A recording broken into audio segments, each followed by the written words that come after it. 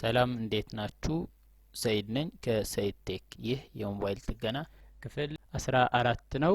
ዛሬ የምናየው ስክሪን የትናንሽ ኪፓድ ሞባይሎችን ስክሪን እንዴት መቀየር እንዳለብን ነው።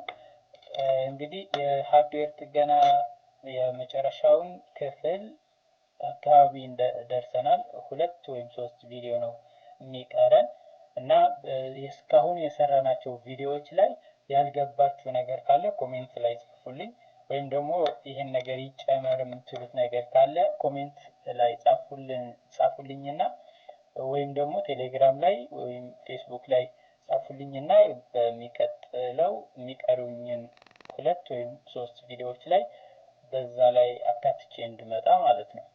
ኮሜንት እዚህ ዩቲዩብ ላይ ኮሜንት ላይ ወይም ቴሌግራም፣ ፌስቡክ በሶስቱም ሰይድ ቴክ ብላችሁ ማለት ነው። የአሁኑም የስክሪን እንዴት መቀየር እንዳለብን አብረን እንይ።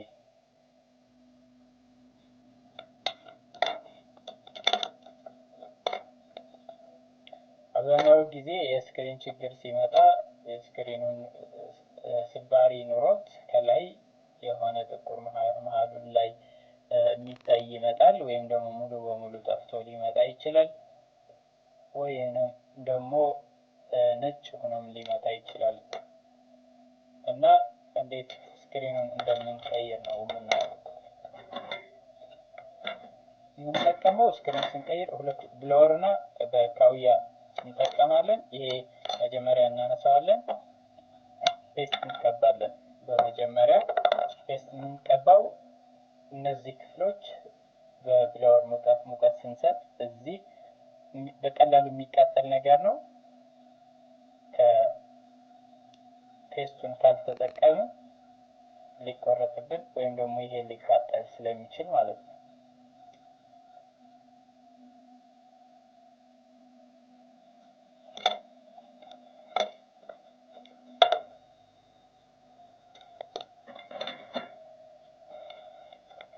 ስክሪኑን ነው የምሰራው። ከታች የካሜራ አለ፣ እሱን ላንሳውና የስክሪኑን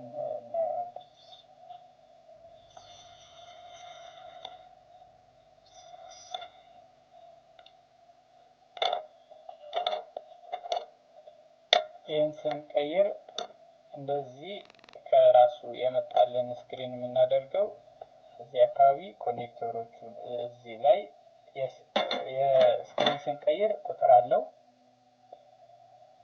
የዚህኛውን 20 ነው።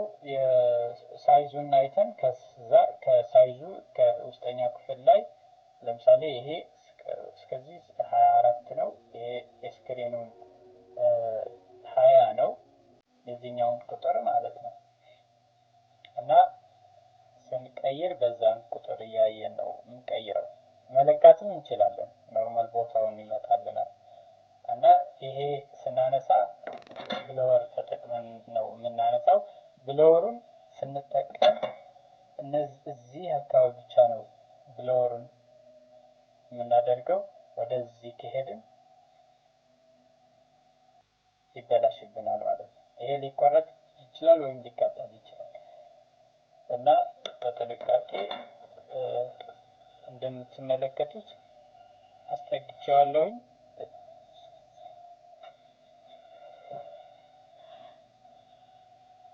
እንደዚህ ማለት ነው።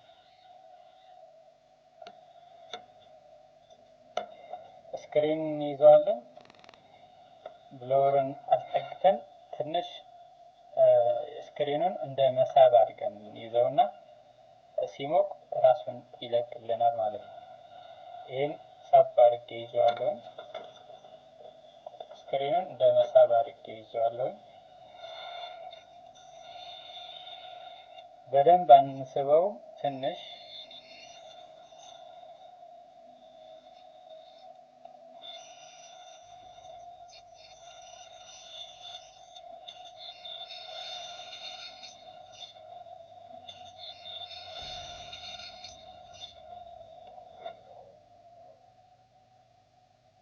አንስቼዋለሁ።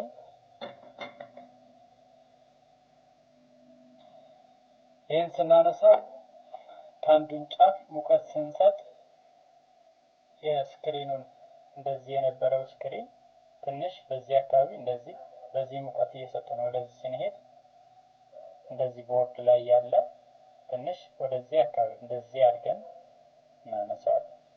ከብሎወር ጋር ሙቀቱን ከሰጠነው ከዛ ሊዱን መፍለጥ ሲጀምር እንደዚህ አንስተን እንደዚህ እያነሳን እናነሳዋለን። አሁን አንስቼዋለሁ። ሌላ አዲስ ስክሪን ወደዚህ ስቀይር እነዚህ ኮኔክተሮችን በካውያ